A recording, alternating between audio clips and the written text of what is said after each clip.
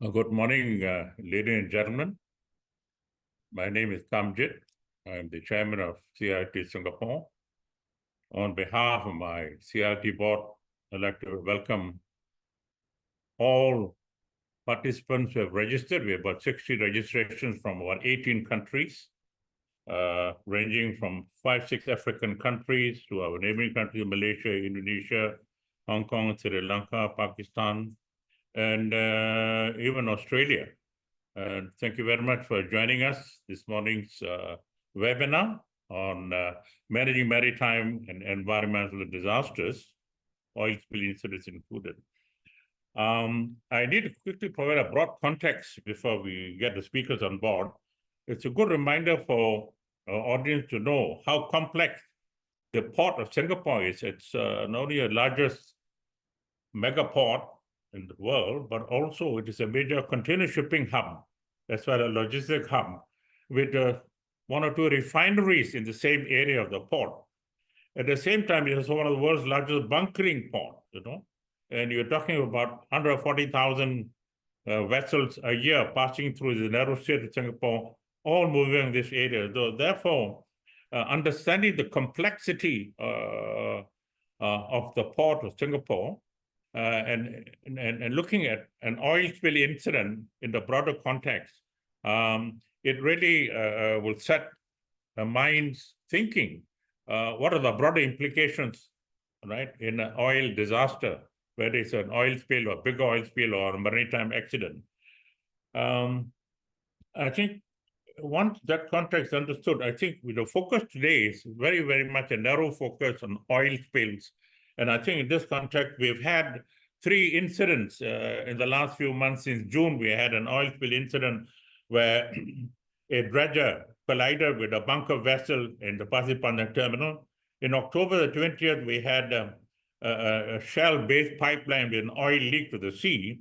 And in October 28th, we had another incident where a bulk ship, and had an oil overflow when it touched a tanker and during the fueling process. So these 3 incidents are a reminder that, things can go wrong, and whether it's a tier 1 crisis, a national level, or a localized crisis, it's still a crisis that needs to be managed. And I think we're delighted to share with you Singapore's experience in such management of such crises. And we have on board some eminent speakers this morning, ladies and gentlemen. And I will introduce you very quickly Ho Ye Ling, who has got a lot of experience handling crisis in OSRL. And she has got a lot of experience in conference speaking on oil disasters. And another experienced gentleman is Pati Naidu, who has been working for 2 decades in the oil and gas industries, and also has been planning chief for Chevron Region Oil Spill Response Team. He's got a hands-on approach, and I'm sure you will hear some interesting input from me. And finally, we've got Captain Anuj, a 40 years old shipshore marina veteran, and he will be sharing with you his experience as managing director of TNT Salvage, and he was directly involved in the June oil spill. Without much ado, I'll have the pleasure now to invite Ye Ling to start the presentation. Thank you.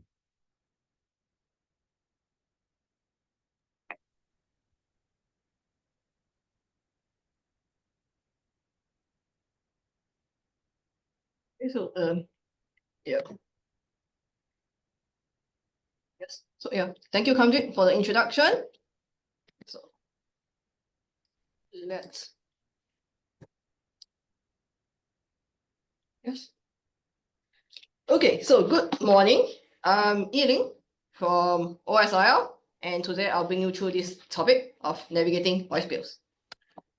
Before we start off, let me do a short introduction of my company, so that you probably have a better understanding of what my company does before I move on into marine oil spills and finally round it off with a case study.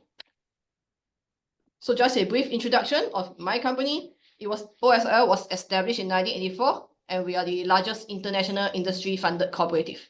Our mission is to provide resources to prepare for and respond to oil spill incidences globally, effectively and efficiently on a global basis. So we are basically a service provider for surface response and also subsea well intervention control services. So my company, we provide a full suite of response and preparedness services to our members. So currently, we have 38 participant members, which covers 2/3 of the world's oil production, and they are represented by these companies as shown here. And we also do have more than 150 associate members and also shipping members. So to serve our members, here is our global footprint. Our main response bases are in Singapore, UK, Fort Lauderdale, and Bahrain.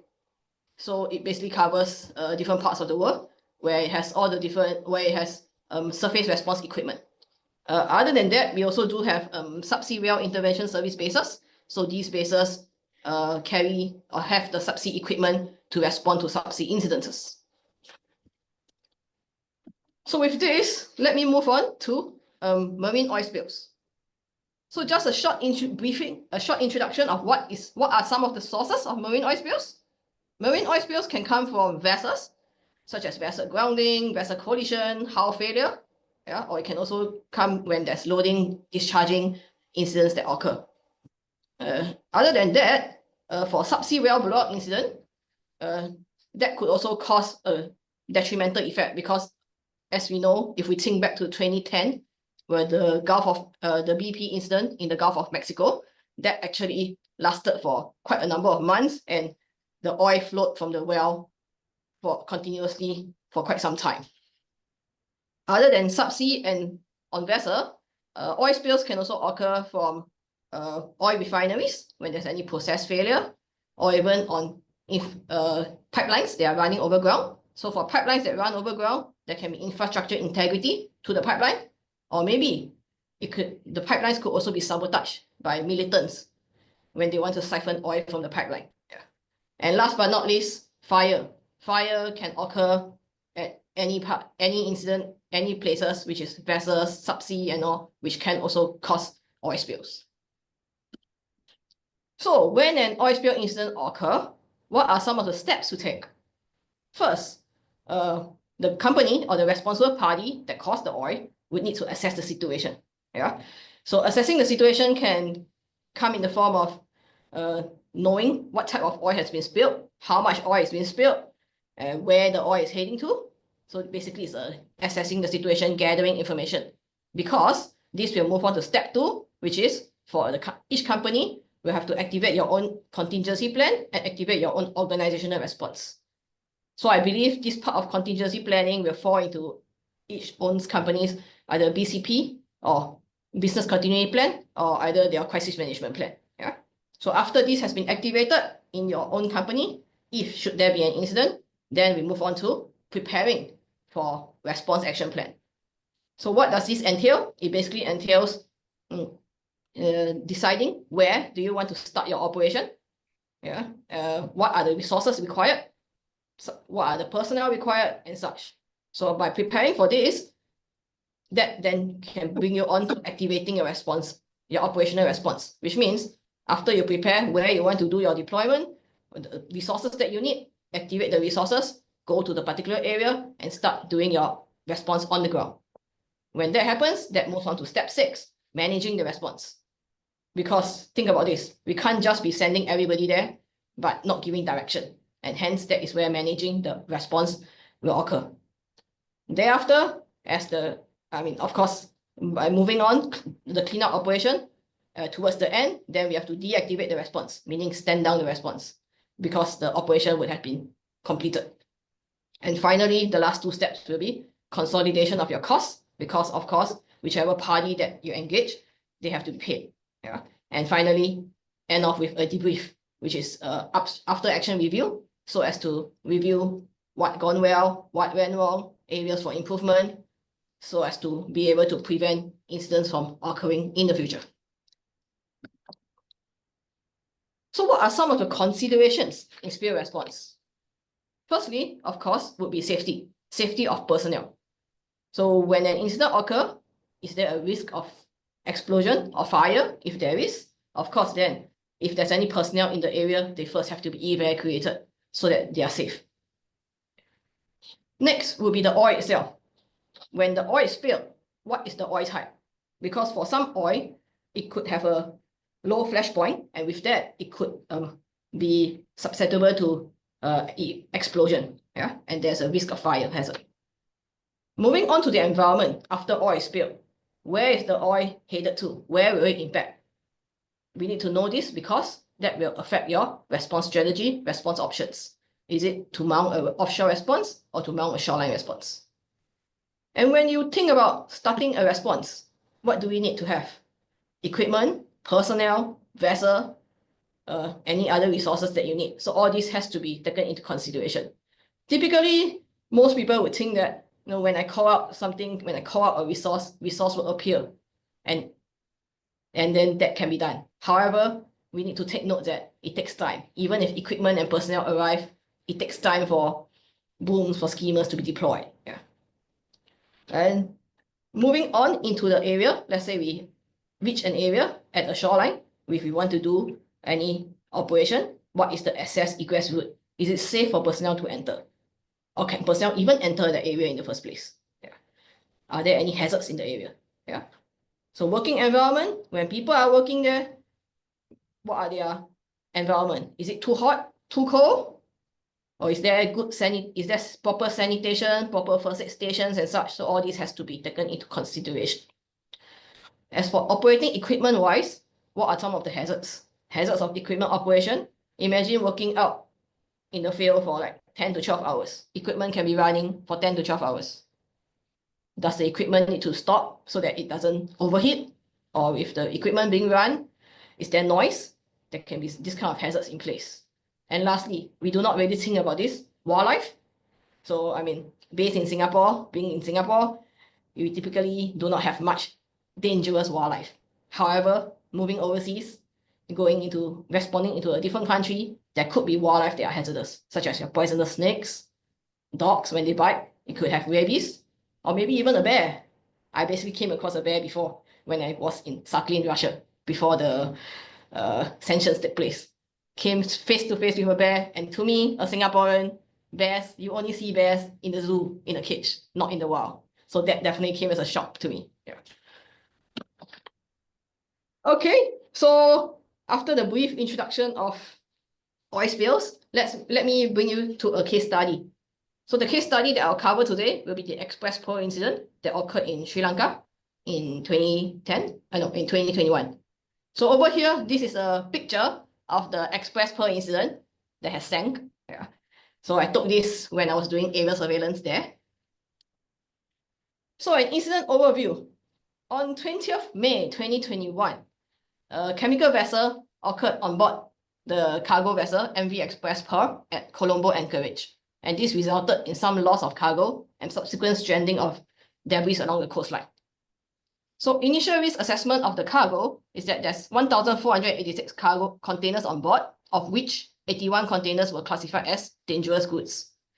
Of these dangerous goods, there were 15 types of dangerous goods and includes 25 tons of nitric acid. And with the vessel burning and at a risk of sinking, there is a risk of a release of HFO, which is heavy fuel oil, into the environment. Oil spill trajectory modeling was done, and it suggested that if the HFO would be released, it would impact the west coast of Sri Lanka within 8 hours. So let's move on into the complexities. So when this incident occurred, let's start off with the complexity at the situation of the vessel.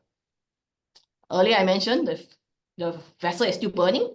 So because the vessel is burning, that makes it hazardous and dangerous, and hence personnel is not able to go close to the vessel. They have to put out a fire before getting on board. And safety of personnel, safety of crew has to be evacuated before anything else can be done. There's dangerous goods as cargo on board. So with the dangerous goods on board, there could be flammable liquids, flammable gases, and that could actually add fuel to the fire and cause the fire to carry on burning for quite some time.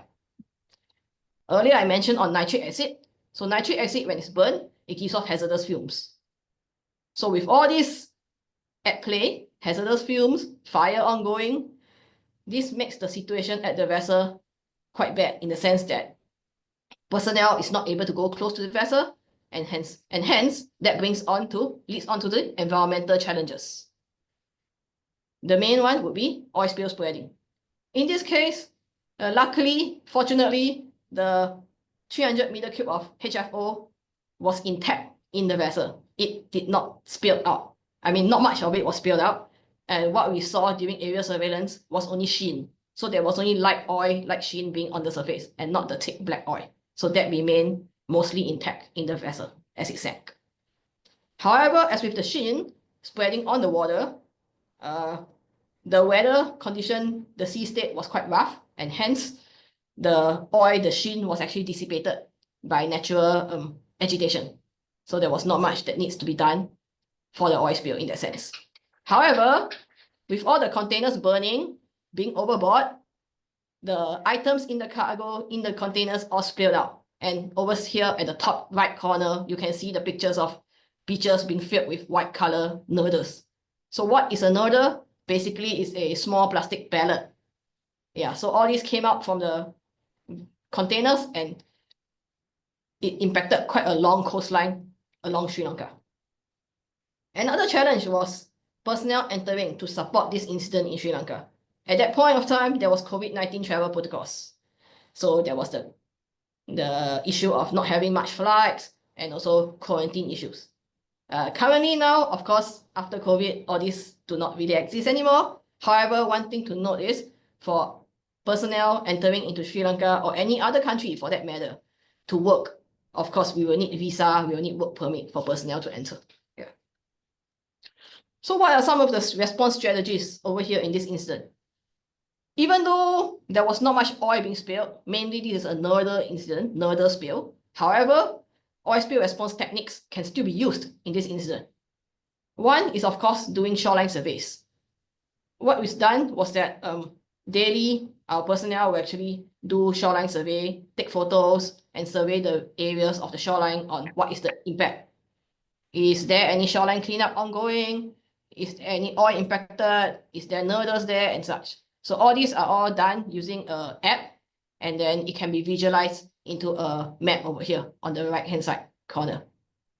And over here, you can also see some pictures of the nurdles, the impact on the shoreline. As for shoreline response, for shoreline cleanup, after doing surveys, then of course, there will be recommendations on cleanup methods. And here are some of the cleanup methods that was used in this incident. Similarly, manual removal, doing filtration, flotation, and such, these cleanup techniques can also be applied into oil spill response. Because mainly if there is tar balls, then of course your filtration, sieving methods, all this will also work for tar balls. Yeah. And so, as with every incident, there will always be challenges. So the challenges in this incident, one of it would be Sri Lanka has a large fishing community, meaning there's a lot of fish farms, fishing nets, boats along the coastline. Fortunately, this was not really an oil spill incident, so the impact was not that detrimental. Think about it. If it was an oil spill, the fishing community would suffer because their boats, their fishing nets, their farms would all be oil, and that would cause an impact to their livelihood. Yeah. Next, another item that will hinder our cleanup operation is that because fishing is a way of life, after fishing every day, what the locals do is they lay their fish and just sell it in their fish market every day. So this takes up half the day, and that hinders our cleanup operation because it can only be done in the afternoon after the locals finish their daily fish market. And lastly, looking at the picture on the bottom left side, the background pollution. So you can see that there is a lot of pollution on the ground, on the shoreline. And then add on the nurdles, which is all the white ones. So that makes it even harder to clean up. But as I mentioned again, fortunately, it is not oil, it is nurdles. So if it is oil, with this amount of background pollution, that would actually generate a lot of oily waste in this incident. Yeah. And so with this, I've come to the end of my presentation. Thank you very much. Thank you, Yeling. was a very interesting presentation, providing a much broader perspective, not just limited to an oil spill, but to a more complex disaster involving the entire fishing industry as well. And you can see the complexities. Now, it's my pleasure now to invite Mr. Patil Naidu. Let's welcome Patil. Please come on board. Thank you, Kamjit. Let me just share my slides.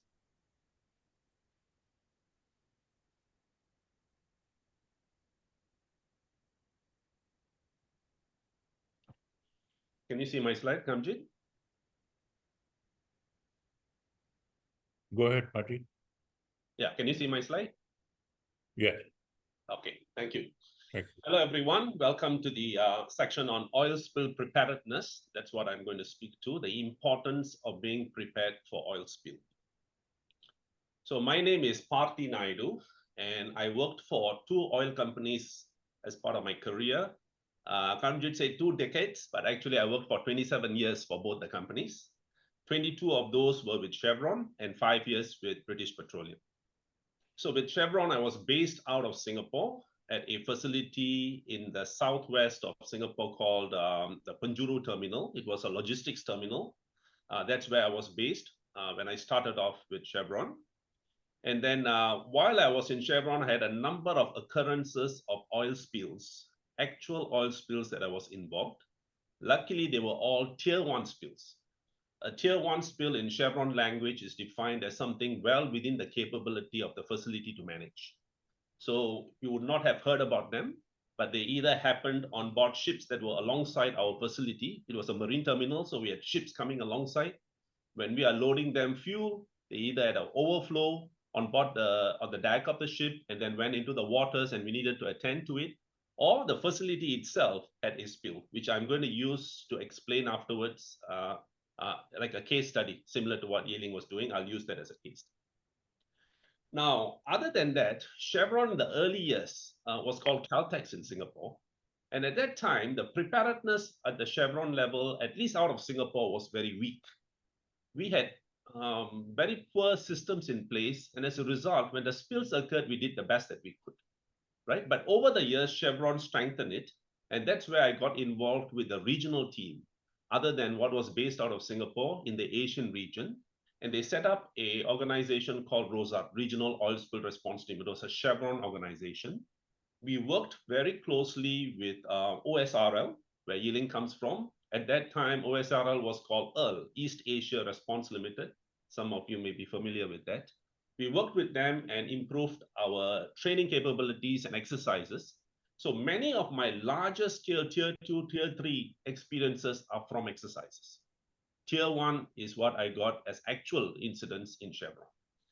And then after working 22 years for Chevron in Singapore, going to Houston, the corporate office, and working from there, and later in Angola, Africa, where I spent 3 years at an LNG plant, maybe the largest incident that I had, maybe not an oil spill, but it's more like a LNG loss of containment event, where an explosion occurred at the Angolan plant. Again, Chevron was very lucky not to have anybody hurt, and there was no publicity. So you would hardly hear anything happening in the public space in Chevron, which is a good thing, right? Of the many barriers they had in place, even though their preparedness was not as good in the early years, eventually they got better. You would hear very little about Chevron public incidents. That was not the case when I went to work for BP. I went to join BP in 2013, and when I joined them, they've just had 3 years ago their Macondo incident in the Gulf of Mexico. And many of you probably know the extent of that incident where 14 people died. There was a tremendous oil spill into the Gulf of Mexico, which affected fishing villages and tremendous damage to the environment. And BP ended up paying $67 billion to make do with the US government involvement. That was a major incident. But when I joined BP, it was in 2013. Soon after joining BP, I think it was less than 3 months after joining, they had almost an incident in the Straits of Malacca, which again, it was out of the public view. The incident was a very large crude carrier. BP is, they were using a chartered ship to carry their fuel. The fuel was BP's. The ship was owned by somebody else. That very large crude carrier, which is a 300 over 1,000 tons cargo carrying vessel, was traveling along the Straits of Malacca. She hit a sunken ship in the Straits of Malacca, an uncharted sunken ship. The mast was sticking up, and BP was unlucky to have its chartered ship hit that. There was a gash in its first layer of the ship. As a result, the ballast water leaked out, and the ship started to tilt 12 degrees. That is 3 months into me getting into the job. Whatever I learned in Chevron came into use when I was in BP with activating their crisis management team. A spill did not happen, but managing the vessel carefully to bring it to safe harbor and getting it repaired. And before doing that, offloading the vessel was quite an undertaking. So that was a large incident that I was involved in, but not an oil spill. So for the purpose of learning in this section, what I thought would be useful is for me to use a tier 1 spill that we had during my Chevron days in the early days when we were not as prepared. And I think there's a lot of learnings here that may benefit you, especially when I look at the questions that we received. One of the questions was about how do we prevent a spill? And when a spill happens, how do we mitigate? So I'm going to speak to that here. So this is a Google picture. It is nothing proprietary from Chevron that I'm using. It's a Google picture of a Chevron terminal. I'm not sure whether you can see my cursor. The arrow is pointing to the terminal, which is sort of a triangle-ish thing. On top, you have a reservoir. It's called the Pandan Reservoir in Singapore. And the terminal is flanking the reservoir, and it's about a triangle shape. And you can see some black tanks there, a number of black tanks and blue tanks. Those are Chevron tanks, right? That terminal was a 500,000 ton storage, blending, and distribution terminal, right? It was holding the black tanks are all the fuel tanks, right? Fuel tanks is what you use for bunker fuel, the black sticky stuff, right? They had also a few flammable tanks like gasoline tanks, and they had some diesel tanks, which are lighter colored tanks. But the majority were fuel oil tanks. That was the terminal. And they also had a berth, 7 berths, in fact. You can see a trestle coming out into a T shape into the waters. They had 7 berths, where the largest vessel they accommodated was 120,000 ton deadweight tonnage vessels. So there was huge operations going on here 24/7, where these vessels came in, they discharged cargo into the storage tanks, the product was blended, and then it was loaded back into other vessels for bunkering purposes. That was the operation. Heavy usage of vessels coming in, going out 24/7, movement of fuel oil going through pipelines, pumping systems, and back onto the jetties. That was the primary activity that this terminal was undertaking. On the right of this terminal, a little bit of the smaller tanks that you see in white in color, those are Shell tanks. So one of our neighbors is the Shell facility with a trestle going out to sea. They had essentially 1 or 2 jetties in them or berths in them. And on the left, further down, you can see a number of white tanks. Those are chemical tanks that belong to a company called Gatex previously. Now it is being operated by Vopak. And Vopak has got a T-shaped jetty structure, also much smaller than us. We were the biggest player in that space in Singapore. So I'm going to show a close-up of that terminal as it is today. I'm going to use my Google map. Let me see whether I can get that going.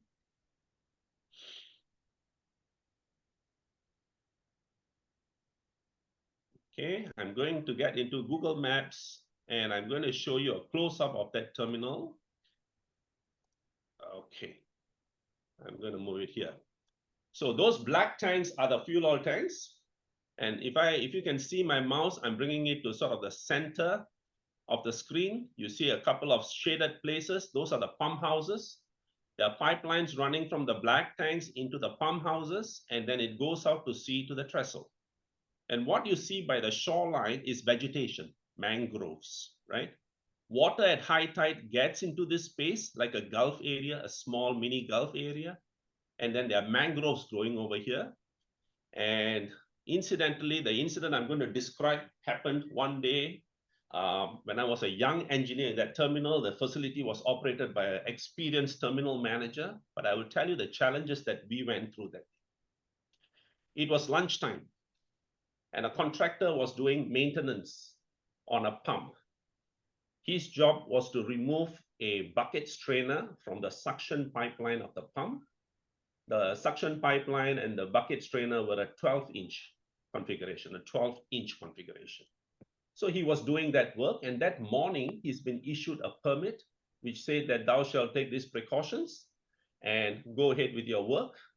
So before he starts work, the permit is issued by the facility representatives, the issuing authority, the person who's responsible for the job, the area authority, those people who are running that facility, and the contractor who's the performing authority. All three are signing on it. And the person who's on the area authority is responsible to log out, tag out related pipelines. Because this is an old terminal, there were many pipelines intertwined, and they had to make sure the proper valves are all shut and de-energized or isolated before the work starts. So no product gets into the line when the pipeline is opened by the contractor. Incidentally, the log-out, tag-out did not happen correctly. There was one valve left non-isolated. It was remaining in the remote control position, which means the control room can open and close the valve. And incidentally, that day, what happened was the control room, not realizing, opened that valve while the maintenance work was ongoing, and the suction line bucket valve has been removed, and the contractor had put a flange. It was a horizontal bucket valve, right? So he put a flange on top of it to cover it before he went for lunch.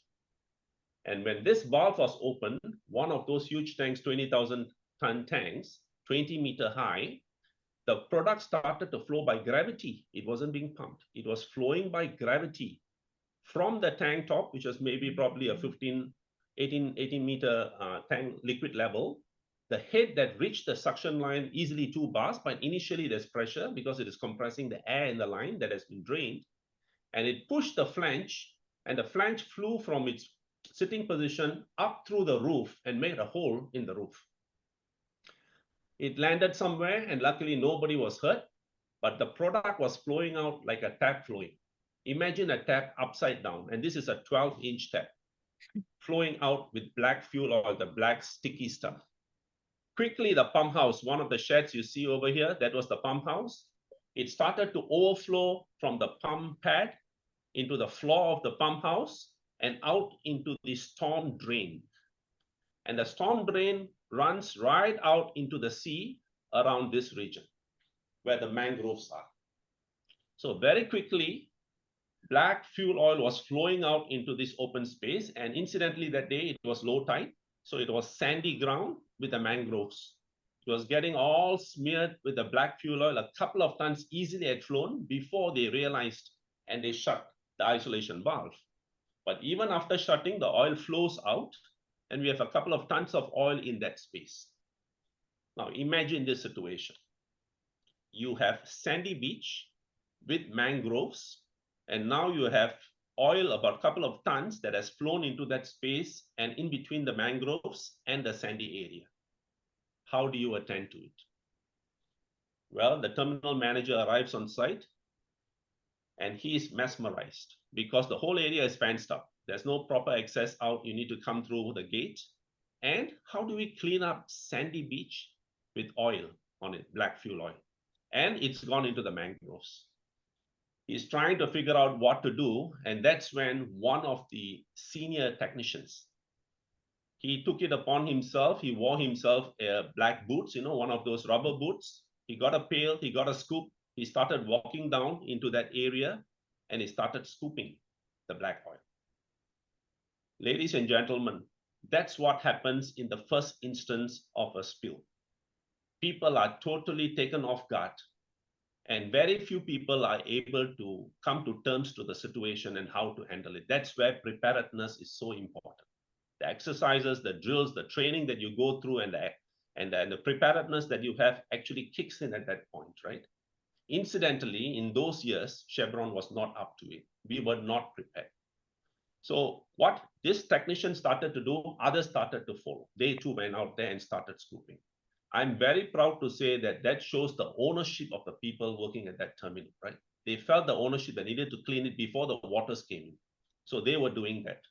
In the meantime, a few of us went to look for the boom for the skimmers, for the dispersant to disperse it, because basically there's three ways to do this, right? In a typical spill, you will either recover the oil using a boom to contain it, and I'll show you a picture of it.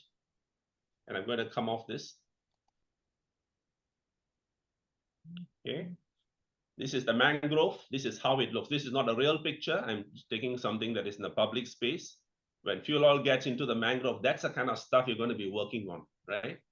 So when it happens, there's basically three ways that you clean it up. One is you recover it using a boom.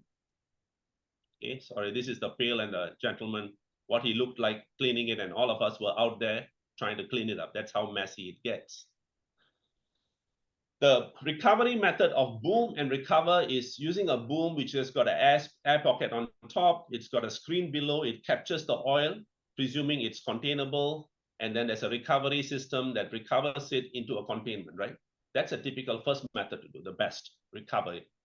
Second method is dispersant. Dispersant is a chemical that you spray onto that fuel to make it into globules and let it sink to the bottom of the sea. Nobody thought about ecology at that time. Huh? Let it sink to the bottom. The third method is burning it out. That means you use fuel, flammable fuel on a fuel oil, because fuel oil is 60-degree flash point. It doesn't burn easily. You need to add flammable liquids on it and try to get it to ignite and burn away, presuming it's out at sea. And you can do it, and the authorities allow you to do it, right? So those are the three methods. And in this case, we couldn't boom it because it's partial sandy beach and the water is coming in and it's mangrove. So that doesn't work. So we were going out to look for, should we use a boom? Should we use a recovery method? Should we use dispersant? Eventually ended up with dispersant, but the dispersant was in one corner of the facility, getting it ready and bringing it over. I mean, eventually we got to do it. And I remember that day, from lunchtime until it darkened in the sky, we were working non-stop, and I can't imagine how tired I was personally, totally exhausted after that experience. Okay, so this is the kind of things happen when you are not prepared.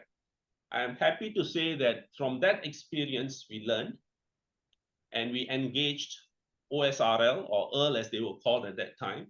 We got ourselves trained on how to handle a tier 1 spill, a tier 2 spill where mutual aid is required, where it's substantially bigger, where we need our peer organizations of the Shells and the Exxons and the others to come in to help us because we can't manage it ourselves, and a tier 3 level spill where you need the authorities to step in and have a unified command with the authorities running the show together with us and our peers. I'm happy to say that Chevron was either lucky or along the way, we learned how to do it better. The preventive measures we put into place worked for us. So we never had any tier 2 or tier 3 during that time I was involved in terms of oil spill. But BP was not as lucky. But even then, all you need is just one control to work, and that prevents an oil spill from happening. So with that, I will summarize of this case study that I just went through.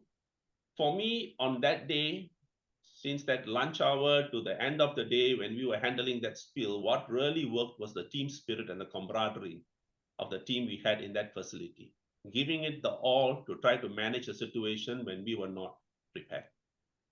What really needed improvement, and this applies to the facility spill and any spill that you may have on board a ship, an offshore platform, any other facility that Yiling was talking about, prevention measures.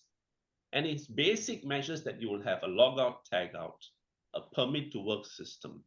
Are people aware of the risk and the hazards involved, and how do we go about preventing it with our controls? That's the prevention part. And the response part, the spill response, you need the right equipment, you need people trained, they need to know how to handle it. And that's what we started doing in Chevron. One of the areas that we really worked on was shift level quarterly oil spill scenario drills.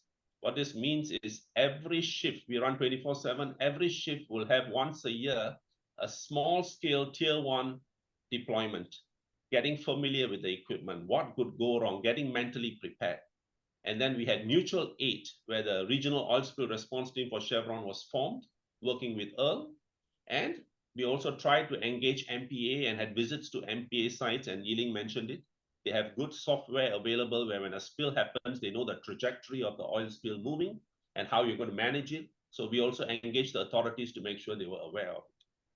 But imagine, folks, when I went to BP, such training was not in place. In BP, if that VLCC, the very large crude carrier, had actually had a break because of the tilting, the stresses on its hull, and if the vessel were to break into two, we would probably have a couple of those tanks dumping into the waters. And if that had happened, that could have been even bigger than the Exxon Valdez incident that happened in Alaska, right?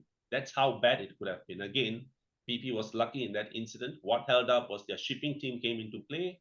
They managed the engineering integrity of that vessel and how much needed to be offloaded before that vessel could be towed to the closest safe harbor for repairs. So we managed it. And I'm happy to say that regardless my training and experiences, I've not had to deal really with a major oil spill in the waters here. And I like to keep it that way as far as we can. Thank you so much for listening.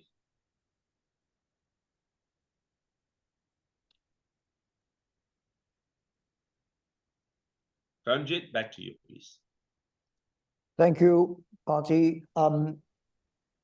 Marty, thank you very much for the very interesting presentation, particularly your experiences in Chevron. But also I was delighted that you shared your experience with the BP, a very large crude carrier incident in the Straits of Malacca, which was an example which required a three-way coordination between Malaysia, Singapore, and Indonesia. But more interestingly was your shore-based oil tankage scenario, where you also shared with us what can happen, the interface between the sea and the land, in this case, all the storage tanks that are on the land side, and how those risks cannot be ignored because it also impinges, and any of those pipelines or tanks that leak, the spillage goes to the sea. So that's also a very interesting dimension. So thank you again. Now let me now invite our last speaker, Mr. Anuj Sahai, who has had a lot of experience, and I think it's like a funnel. We have shared with you a big picture about Sri Lanka, narrowed down to Straits of Malacca, and now we're zooming in to the specific June crisis that happened in Singapore. And let's share what are the lessons and challenges that can be learned from that incident. Over to you, Anuj. Okay, thanks, Karamjit. And thank you all. Let me just try and get my slides first, and then we can start talking. 1 second. Okay. 1 second. Can everybody see my screen?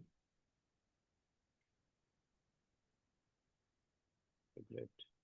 Okay, 1 second. I'm not hearing anybody, so not sure what happened there. Yes, Anuj, we can see. Okay, great. All right. I think just a small introduction about myself. My name is Anuj.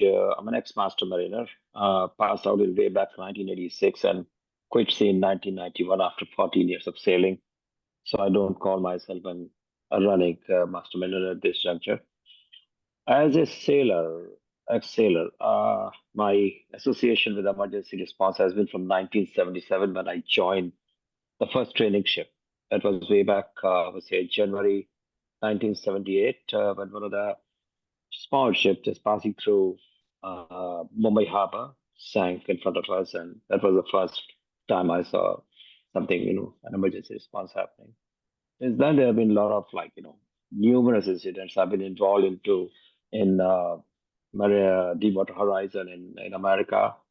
We've had lots of incidents in Singapore itself in various capacities. When I was a ship owner in 2001, we had a collision off Singapore. We spilled about 5,000 tons of oil. That time, of course, I was DP of the company and marine manager. So different kind of experience because we had specialists dealing with it. And in 2010, we had Bunga Kalana Tiga. The ship also had a collision here in Singapore Strait, and we dealt with 5,000 cubics again. Oil spill, and the oil came on the beaches and East Coast and everywhere, and I was the oil spill responder at that point in time. So yeah, a lot of experience in that area. But what we're going to talk about today mainly is the Singapore on 14th of January. This incident happened. Let me try and put it across here. 1 sec. Can you still see my screen?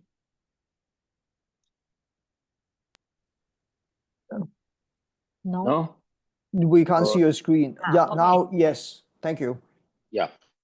Right. So this happened on 14th of June at about 14:20 hours.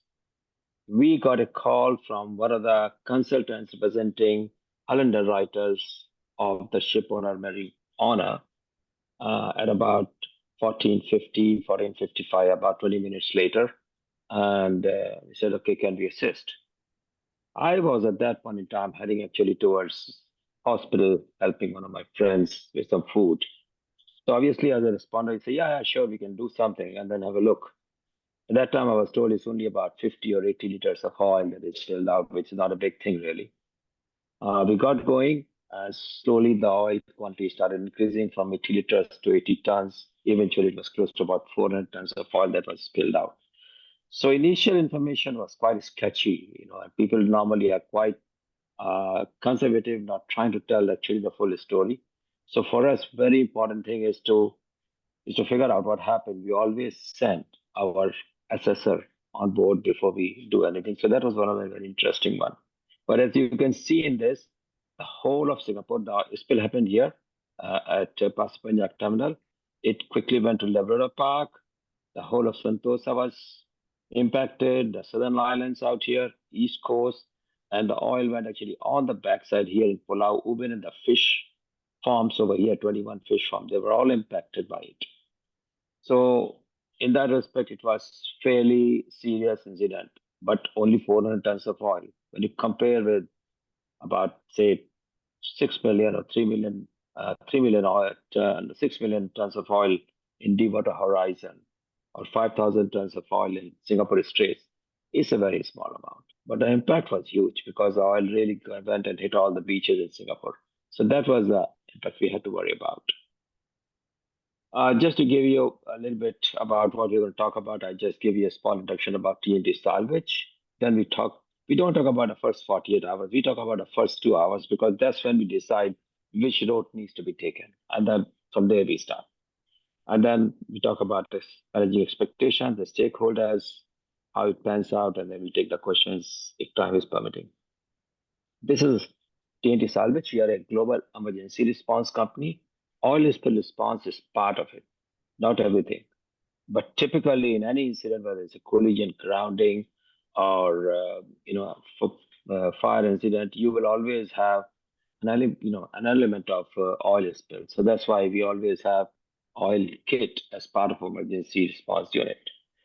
We are very active in America. We are an American company, so we obviously look after the whole of America as a SMFF, salvage and marine firefighting approved entity out there. But we are also very active in South America, very, very active in Africa. Right now, we are doing 2 jobs, one in Somalia and one is in Sierra Leone. So we're quite active out there. I was personally involved here in Libya a couple of years ago, oil spill and wreck removal. And of course, Egypt out here, India, and of course, Southeast Asia. And this year alone, we have done about 5 or 6 emergency response and oil spill response, including Philippines, Bangladesh, Indonesia, and Singapore. So that's how the TNT looks like at this juncture. So what happens as soon as you receive a telephone call? It's obviously a ship owner or a terminal. We say, we have a small emergency, please come over and help out. Will we just go over there? Or we will say, no, we got to wait and just figure out if we have a contract in place or not. It's an expensive operation. So you always want to figure out that we are responding to a client who has a backup in terms of like all the expenses will be paid off, the contract will be honored. This happens many, many times when things go south. Suddenly everybody else starts walking away and you are left holding the baby. So having a contract in place is very important for us. And it doesn't have to be in writing. It's not a long-winded contract. Most of the clients we know we deal with, like whether it's terminal and TNT salvage in Singapore alone, we are actually on the retainer of 25 terminals out here. So we just have a telephone call. For us, contract can be on a WhatsApp message, it can be verbal, anything. As long as done and it's clear, then we operate and we start moving.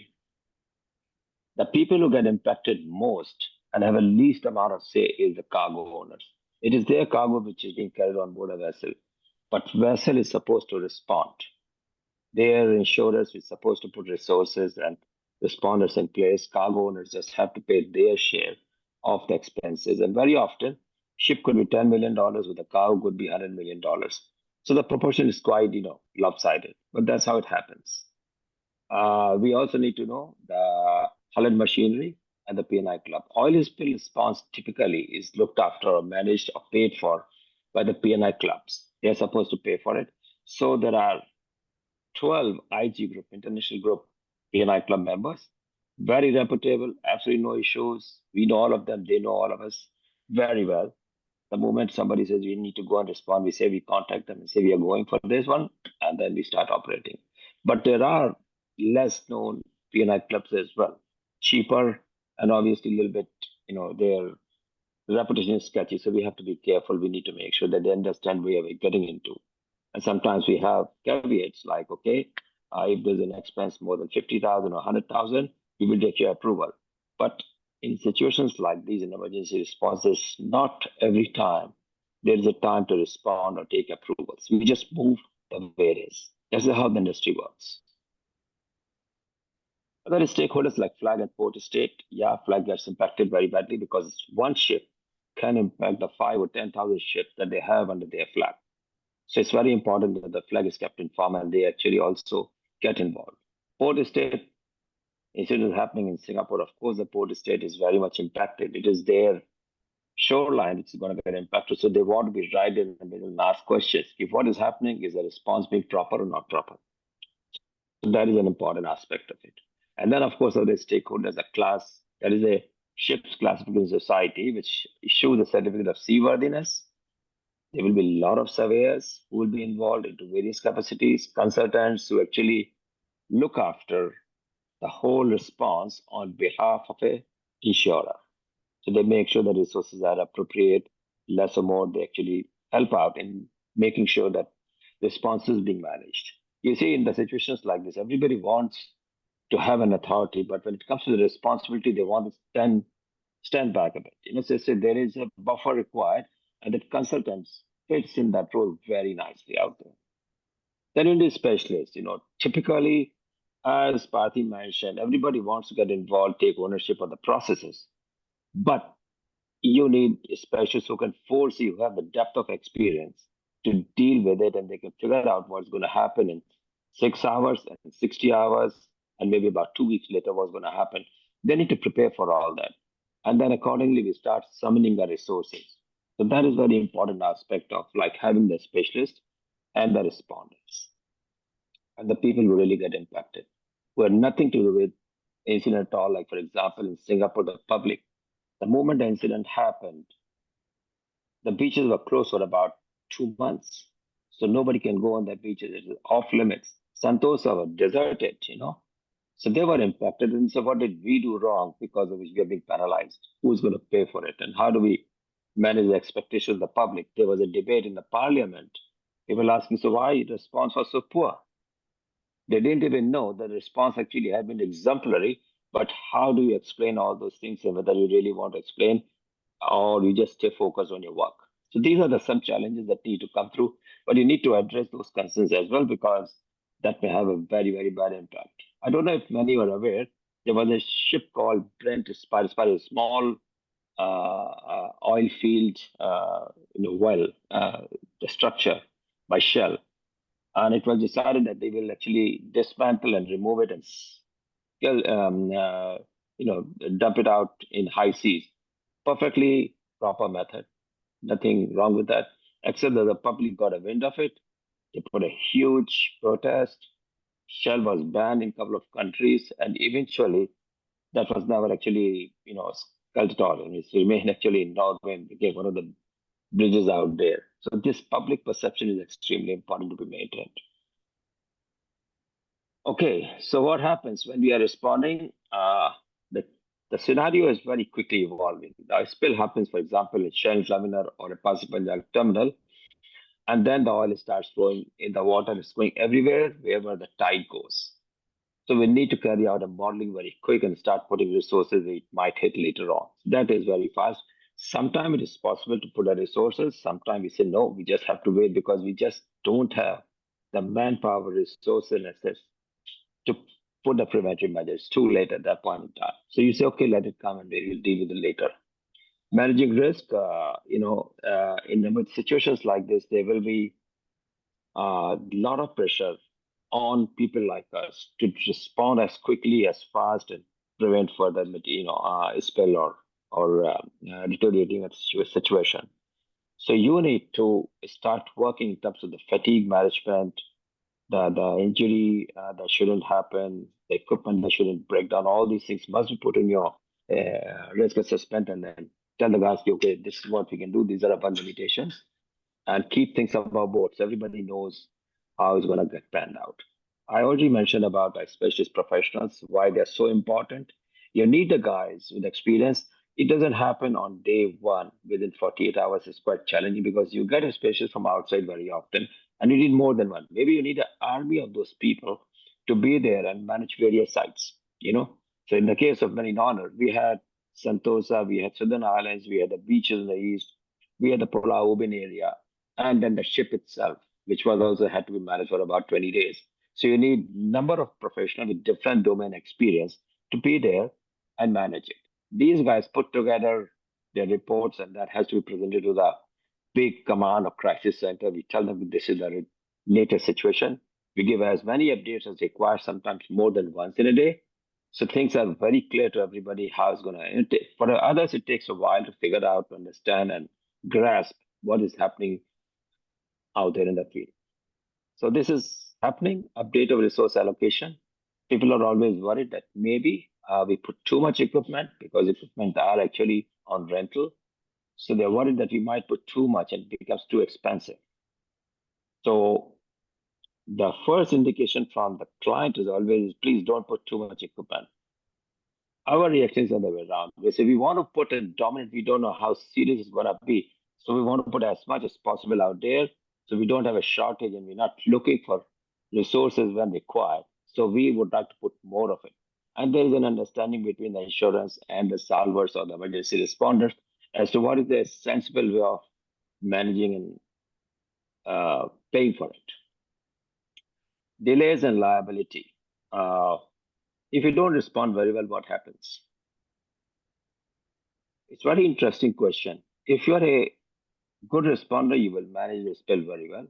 If a not so good responder, very often he makes a far more money because a 2-day job, he might take 2 weeks and you pay for 2 weeks. So that's an interesting aspect of the emergency response. And that delay, of course, any responder who is doing it, he said, listen, I didn't create this. It's not my problem. I'm just trying to assist and make sure that this is mitigated as soon as possible. So he will not take any liability. But even then, you wouldn't want to have a responder who doesn't even have a proper liability insurance. There are a lot of wannabe responders, but we have been careful in terms of making sure that it is only a well-known, experienced responder who's out there with proper liability insurance, because if something does go wrong, and as we saw during the Marine Honor, there was a fatality, there were a couple of injuries that needed to be addressed and managed. So those kind of things need to be looked into. And then there is a media and transparency. Now, I would say this is about part of managing the risk. If you try to hide it from the public and they come to know of it, it becomes a huge problem. So our intention is always to keep it absolutely above board, and we tell only our client. We don't go in the media, although you will see me a lot on the media in the case of Marine Honor because I was told to go and present the situation because there was so much pressure.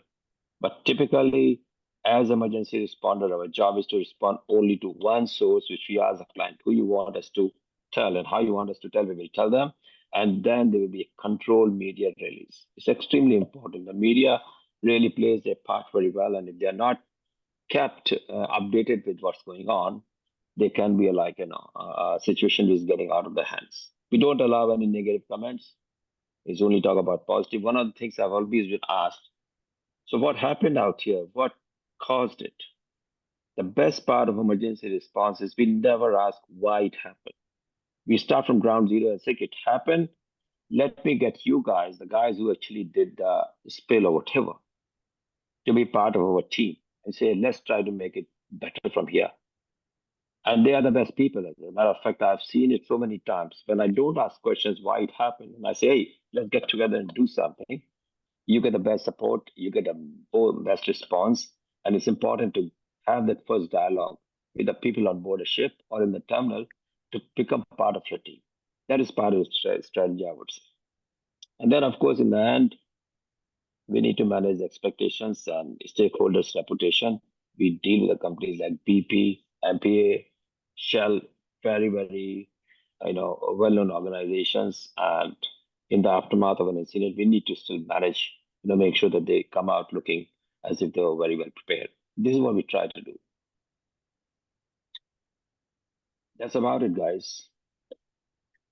Thank you, Anuj. Thank you very much for that very, very focused and very insightful presentation, particularly your direct involvement in a crisis which many of us in Singapore followed with great interest in the press, and I'm glad you enlightened us a little bit more on the media part of the handling and the challenges in getting as much information factually and with an enlightened media, and being truthful about it, being about sharing everything, because you can't hide.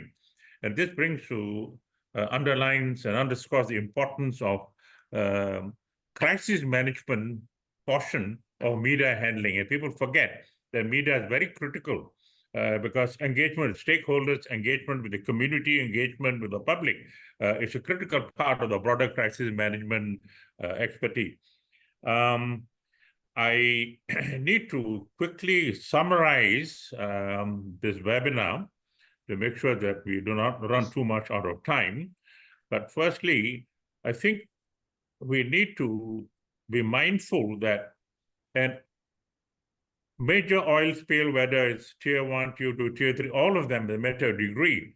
But if we have a really massive oil spill, not what we had in Singapore, 400 tons, but if we had 40,000 tons, it's a massive oil spill where you activate aeroplane for air dispersal, like we exercise with Charlie 130 aircraft. Those are broader dimension. I think this illustrates the Singapore crisis. June illustrates what was well managed reasonably in Singapore contract, and yet we were able to prevent a bigger disaster. Had the oil spill been much, much larger, or had the Netherlands dredger damaged more tanks in the bunker fuel, and had there been a fire, had there been more complications. We're very fortunate from that point of view. I need to sort of thank some of the digital questions that were posed by the participants in the webinar. Thank you for your questions. I understand they were also answered digitally by some of the speakers. But if there's any question unanswered, we will follow up subsequently and respond to you in writing. But I just want to conclude that the critical understanding of this kind of disasters or crisis management means you've got to have an outstanding risk management capacity. And this means not only risk management, what are the risk mitigation plans? And those plans are not to be left on paper. I think both Anuj pointed out as well as Pati, the critical importance of exercise. And Pati mentioned at the shift level, every quarter you get a shift level to exercise at the micro level. So the critical learning would be that apart from good crisis management procedures, emergency procedures, the exercise execution practicing has to be a critical success factor. Without that, I think you cannot achieve the kind of high standards that are expected. And I would like to conclude by saying the fourth big takeaway should be, firstly, in any requirement for resilience would be, firstly, prevention, which means better regulations, more frequent inspection by the authorities to make sure prevention is given top precedence. Secondly, better planning by all stakeholders, exercises, a variety of oil spill planning scenarios, the organization for different variety of oil spill scenarios, And most important is the logistics. I think you share both from Anuj as well as Pati, the importance of the booms, for example. If your logistics is not enough, your oil spill is more than you can chew. How do you trigger backup replenishment? And if your crisis lasts for a week, 2 weeks, look at the logistics of feeding your people who are in the crisis side. There are different shifts, the amount of equipment, replenishment, or repair of equipment. So the equipment portion of logistics is very much forgotten. But in planning, that is a critical factor. And during exercises, that must be exercised as well. Otherwise, the resilience cannot be achieved. And of course, the preparedness requires good training. And this is the peacetime training, meeting safety standards, meeting regulatory requirements, regular drills, thorough inspections are a critical part of preparedness. And finally, the better prepared you are, as they say, the more you practice in peace, less you bleed in war. Same kind of thing. Your response are obviously much more effective the better you are planned for. So with that, please join me in saying a word of thanks to all our speakers for the outstanding presentation, and for the audience and participants worldwide. Rest assured, we will come back to you on the questions we have raised. We have about 3 dozen of questions put to us. We'll come back to you after we've got our team to look at the questions and respond. So thank you once again for joining us this morning. I leave you to Edward to announce the next webinar on December the 5th. We have again, yes. Thank you. Thanks everyone again for joining us today, this morning. Your questions, as Kamjit mentioned a moment ago, will be written and addressed in writing. It will be posted on our CILT website and also on our LinkedIn page. So please take time to look at that. And I thank all the speakers. They have agreed to, for those they have not been able to address today, in the interest of time, will be in writing and sent back and post. And then please look out for our next webinar, session number 2, planned for December 5th, also on Thursday, same time slot. It's a following on the things that would be addressed at the Incident Command Center, as well as on the how to preventive measure and what are things on the liability and situations that need to put into consideration, because always prevention is more important than remedial, but both need to work hand in hand. And also the follow-on on the managing of the oil spill on the situation and further into that. So please look out for that